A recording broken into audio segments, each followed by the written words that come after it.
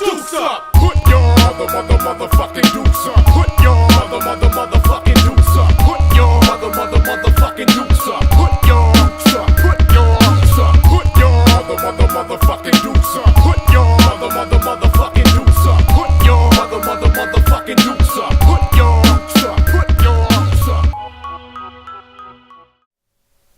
Hey guys, so the other day I was having a conversation with a couple of dudes from the gym. We've got fights coming up this weekend, and I was running through in brief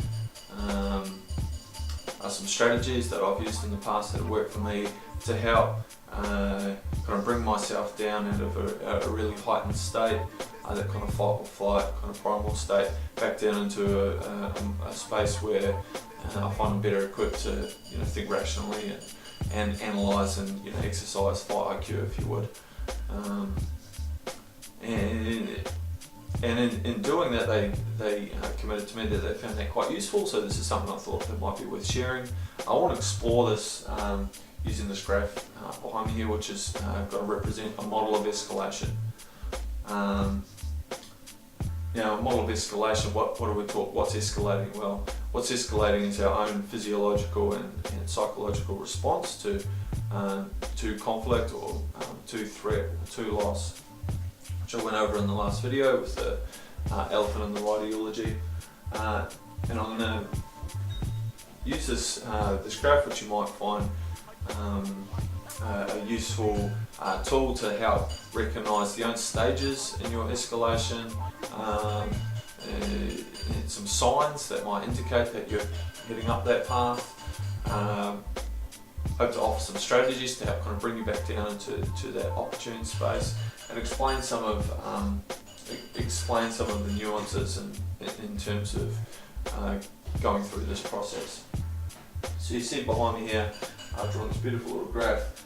This horizontal line is indicating a continuum starting from 0 time, so the start of a conflict, or the start of a fight, or the start of a process of going into a fight, to an infinite amount of time.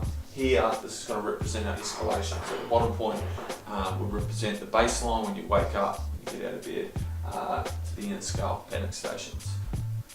This line in between here is a nice straight line. In reality, it's going to look more up and down like this, like a mountain range. But this is going to provide us the tool to kind of measure these signs of our behaviour. Now, this is not something that just happens behind. This is not something that always just starts with a threat or a conflict, or when we're being faced with violence. This is something that's happening to us at all times. Excuse the saws and stuff in the background. I'm at the back of my wife's jewellery shop, so please bear with me. This is something that happens to us at all times. If you've got a fight coming up, or you've got something generally speaking in life that is causing you some concern or anxiety, you might be travelling up through this kind of process and back down to baseline, 100 times a day. Every time that thought comes into your head, it can send it off the scale. So these techniques are useful, applied in everyday life as much as they are in the fight game. So let's talk about it. Now, the other day I was driving in traffic. I've got a 3.5-year-old son. He was in the back seat. We're driving along, and there's a guy behind me, and I noticed, when I was checking my rear vision mirror, that he was right up my ass. He was gesturing at me like, I'd upset. I'm not sure if, I'd cut him off or anything, but that's what I noticed.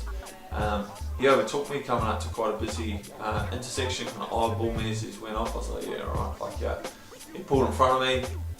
As we went through, green light turned orange, but there's quite a lot of traffic on the other side. So we pull up to the lights.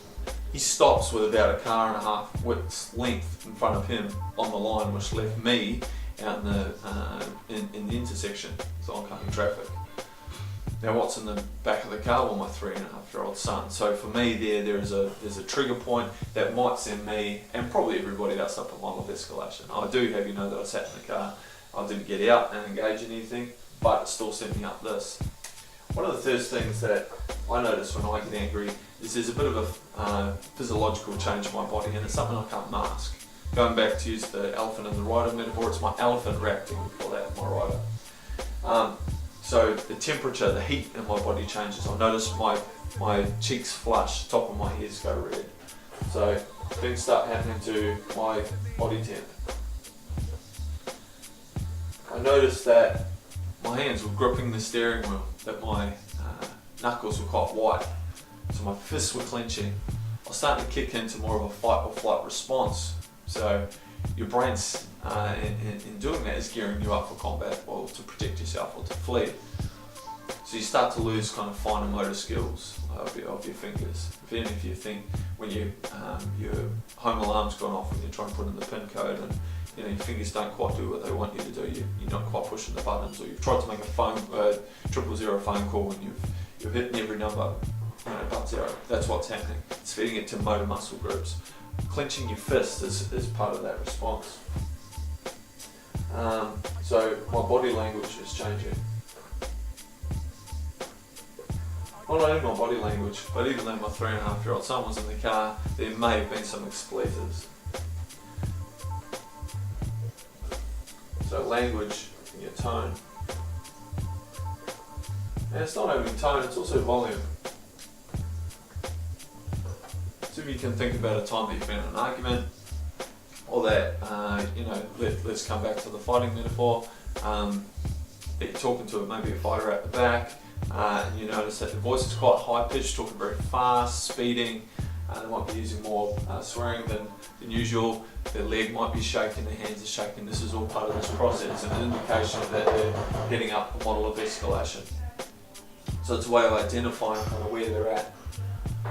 Now, if we're talking about, if we come back to the car scenario, I ended up, pretty astute at this, so I ended up kind of de-escalating myself, not engaging in the conflict. But something that might have happened next would have been, when you think about a road rage incident, is I might have got out of the car and we might have done that thing that drunken old men do when they get pissed at the RSL. And, they'll start posturing up, they'll show how big their muscles are, like they're carrying 2 invisible canoes, and they're walking around thumping their chest like baby gorillas. They might start pacing, so on and so forth. That's a sign that someone's getting even further up this model of escalation. It's not always true for these steps. Sometimes people will go from 0 to 100, but it's a fairly good indication that these kind of physiological changes start happening, and we start kind of demonstrating in quite a primal sense that we're the bigger and stronger contender. Now these so far aren't actually bad spaces to exist in if we're talking about the fight game, but bear with me.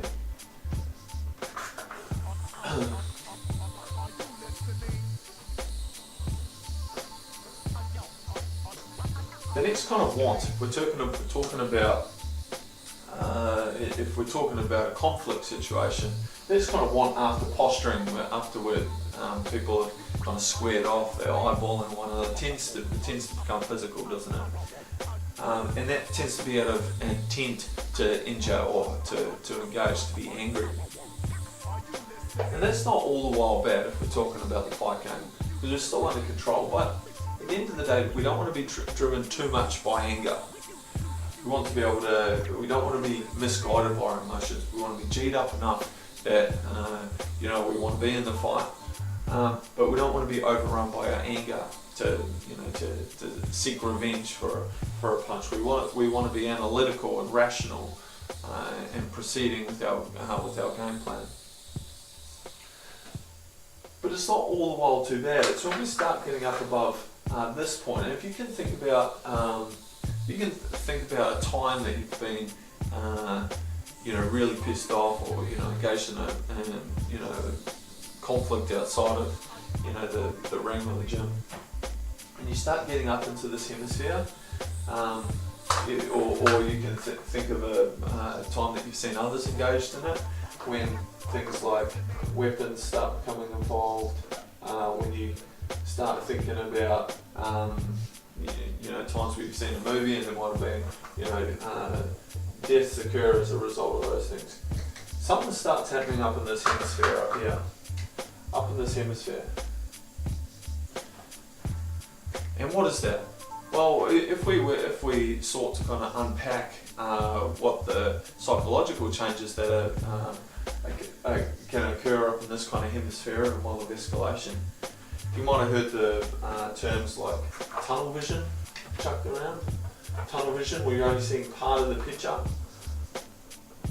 When you talk to people who all saw the same fight or all involved in the same fight, and they've all got these little snapshots of what actually occurred. You kind of have to piece them together to get the whole picture.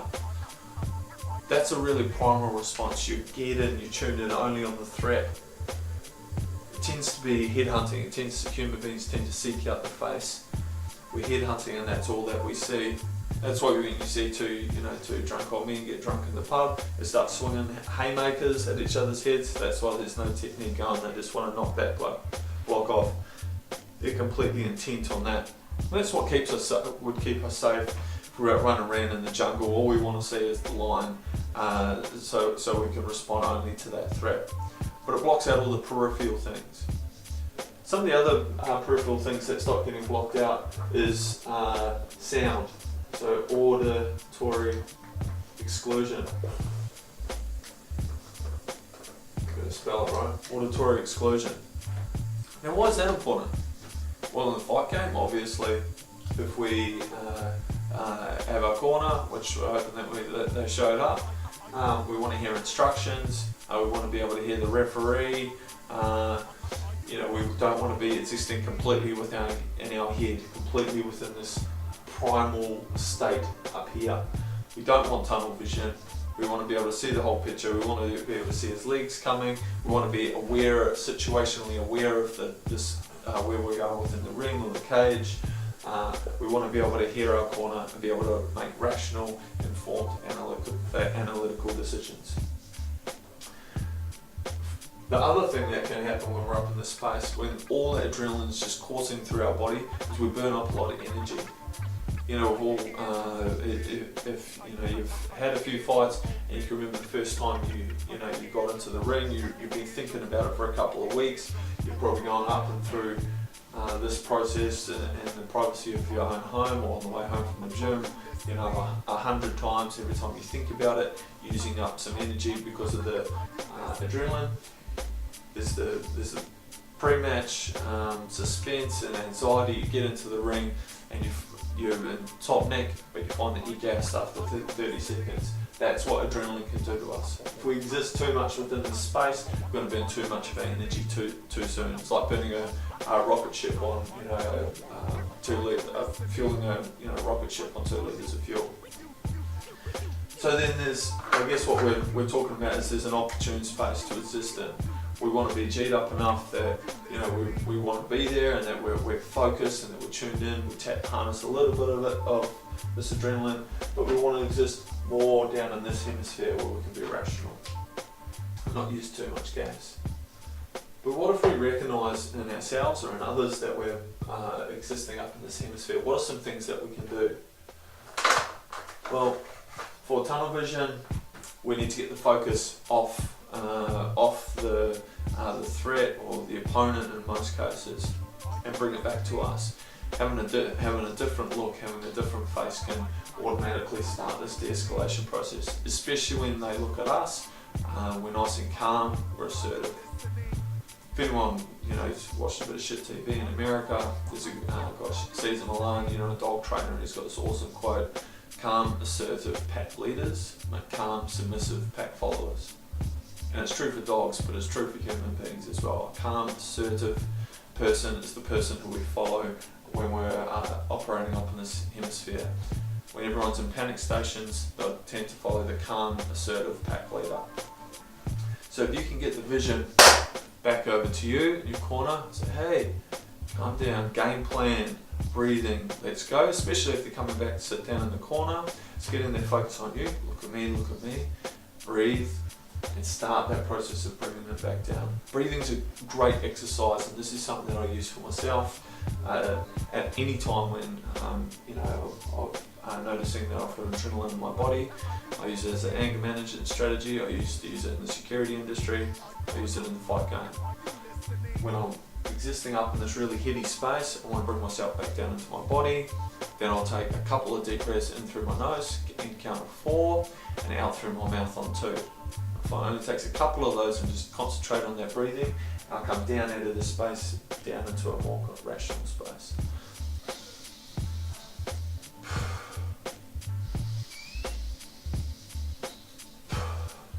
This is a strategy that I employ for myself, but it's also a great strategy and something that you see used a lot in the UFC now, in the corners before they offered any instructions. The elephant and the rider metaphor, we talked about how the rider is the one who we want to appeal to help, to be the receiver of information so they can make informed choices. It's the elephant that's carrying all this adrenaline and emotional response. We want to get back into the rider's head. Your fighter comes back in the corner. The first process to get back into the rider, to get out of the elephant into the rider, is through that breathing. It's something that I hope you find useful. I hope you recognise, maybe use some individual case studies for yourself. Recognise, and it doesn't have to be in the ring, recognise where you've gone through this range of physiological changes and emotions, and then recognise your own strategies for self-care to help bring you down. Hope you found it useful. Put your deuce up. Put your motherfucking deuce up. Put your motherfucking deuce up. Put your motherfucking deuce up. Put your deuce up. Put your deuce up. Put your motherfucking deuce up.